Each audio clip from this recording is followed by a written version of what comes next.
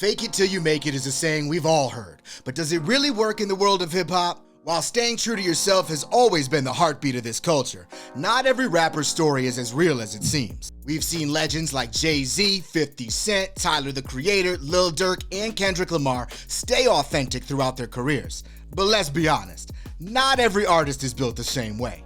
So what's really going on when it comes to keeping it real in hip-hop? Cosplaying in the game can be a problem, but it seems like it's just another part of the culture these days, even if nobody likes it. Recently, more rappers are taking on personas that don't exactly match their real-life backgrounds, and it's got everyone talking.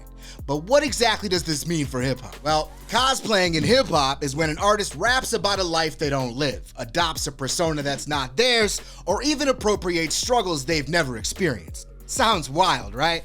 Let's break down what sparked more of this recent conversation. Last year, Tyler the Creator stirred things up on the Mavericks podcast with Mav Carter. While discussing art and internet culture, Tyler called out a certain rapper for what he saw as a caricature of Southern rap. This white kid, regular Caucasian man, and he's mocking Future and Gucci Mane rap music.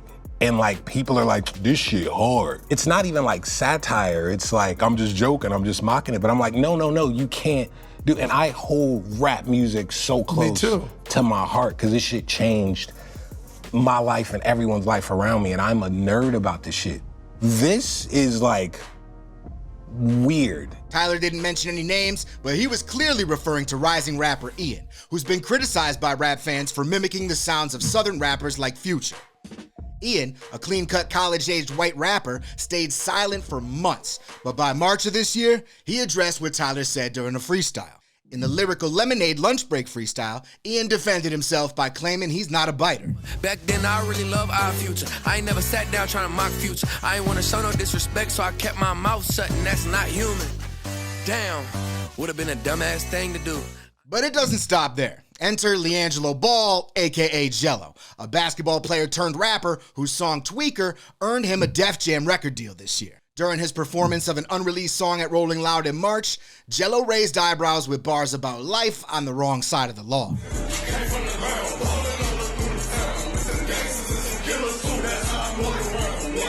Here's the issue. Jello's upbringing is well documented. Growing up in a family of NBA stars like his brothers LaMelo and Lonzo, plus his father LeVar Ball's marketing savvy, it's clear that the Ball family lifestyle wasn't the typical street hustle vibe. So Jello rapping about gangsters and killers doesn't quite line up, does it? These rappers are raising important questions about authenticity in hip-hop. Is it staying true to where you come from, or can you evolve into something else without losing respect for the culture? Hip-hop's always been about reinvention, but as more artists explore different identities, it's clear that the line between authentic and performative is getting blurrier. Not to single out Ian and Jello as the only modern-day violators of cosplaying. They're just two of the most recent making headlines around the topic. Perhaps the most famous example of rap cosplaying is Rick Ross. Yes, the boss, Ricky Rose, head of Maybach Music Group. The Miami rapper built his career on a persona of being a drug-dealing mob boss. But here's the kicker. Before all that, he was a correctional officer in Florida, not exactly the criminal mastermind he raps about. The real Rick Ross, Freeway Ricky Ross, was a famed drug dealer who actually lived that life. He even tried to sue the rapper Rick Ross unsuccessfully for using his name and likeness. So yeah, a little discrepancy there on Rose's part. Then let's not forget about Drake. The Sixth God has built his career on taking on different personas that aren't his own with his rapping or singing voices. Whether it's Patois on Too Good, Yoruba on One Dance, or even French on Grease.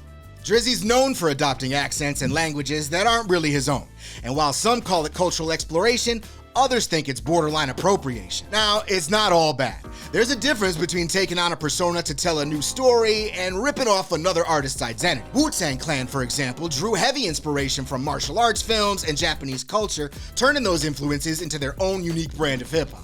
Fast forward to today, and we see artists like Megan Thee Stallion and Playboi Carti embracing creative personas, whether that's through anime references or more abstract styles. Pretending to live someone else's life, they're using those influences to express themselves in new ways. So where do we draw the line?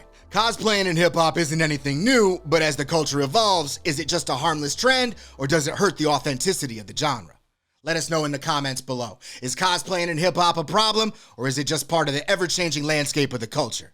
Visit the XXL store to buy merch. Hit subscribe to see more videos from XXL.